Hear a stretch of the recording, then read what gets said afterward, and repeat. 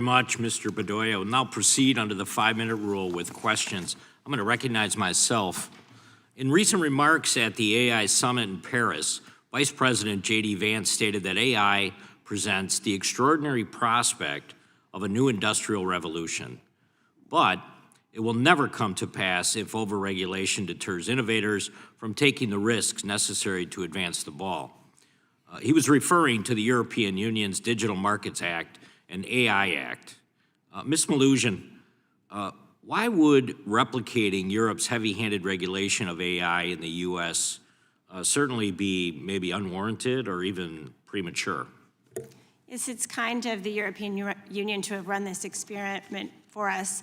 It has not gone well. Their first big attempt at digital regulation, the GDPR, ended up hurting the entire industry, but mostly hurting the little guy disproportionately, which we would see the same up here with a lot of the regulatory moves. The big entrenched accused monopolists or just market leaders, depending on your perspective, might have the resources to comply with a lot of those regulations, but the runway's not clear for the next big success story. And that's what you have to keep in mind, that a lot of times the companies that have a seat at the table might be able to make this work, but we don't know what's being developed in someone's garage right now that could be the next big thing. And I think that goes to the general approach in Europe, which has been that if you're chilled in your innovation by worrying that everything you do, every new business arrangement, every new idea could be running afoul of one of the many, the DMA, the DSA, the GDPR, it just has an overall chilling effect on that industry, and of course, relatedly, on investment in that industry. And frankly, the US really doesn't have that time. If China, I don't think it's an overstatement to say they're nipping at our heels in terms of the AI race. And you know, what those companies and those industries are doing in China, is not the regulatory framework you see in the US, but it's also very much not the one you see in the EU. And it's no coincidence that you find all three of those segments in a different order of success. And we want to make sure we keep ourselves out front. As I said in my testimony, the European Union doesn't have one of the top 10 global businesses. And again, that's not to say that the small companies aren't important too to develop here in the US, but you certainly need the scaling abilities of large companies, the research and development resources of these large companies. You want a healthy ecosystem with the big guys and the small guys. And adopting a European approach won't allow that to happen at either level here in the US. So the Netherlands-based software firm Bird, which has been recognized kind of globally at this point, is moving out of the EU as a direct result of the AI Act.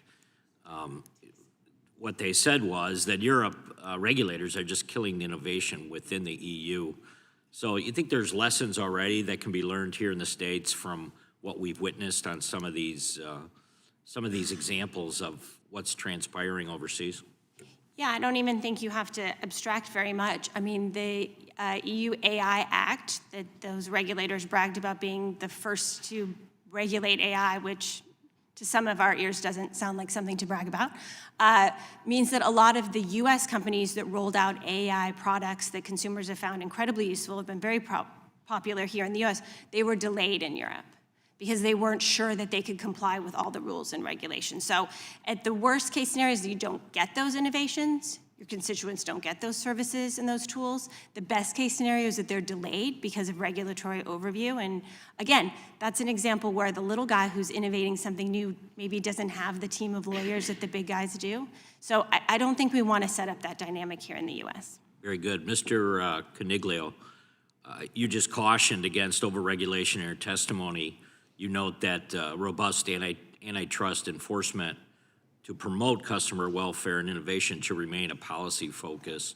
Can you just elaborate kind of further on that point? Absolutely. Thank you for the question. Ms. Melugin pointed out the lessons we learned from regulation, and I would note the U.S. also has some lessons that it learned from deregulation about how deregulation can spur economic growth and innovation. But there's also a very important story to tell regarding competition policy, and specifically two different approaches that were taken over the past 40 years between America and Europe on competition policy. And at a high level, Europe's approach was very much focused on protecting competitors. So it wanted to see markets where there were a lot of small firms. America's approach was focused on not condemning size in and of itself, but focusing on consumer welfare and innovation.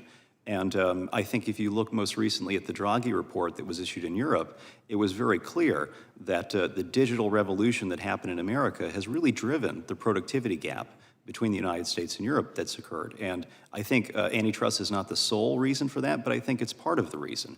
Because if you have an antitrust policy that's not conducive to innovation and consumer welfare, and instead focusing on protecting small competitors, you're not going to see the sort of dynamic innovation competition that's really driven the digital industry in America, and which in part large firms can also play a big role in driving that innovation. Thank you very much. My time has expired.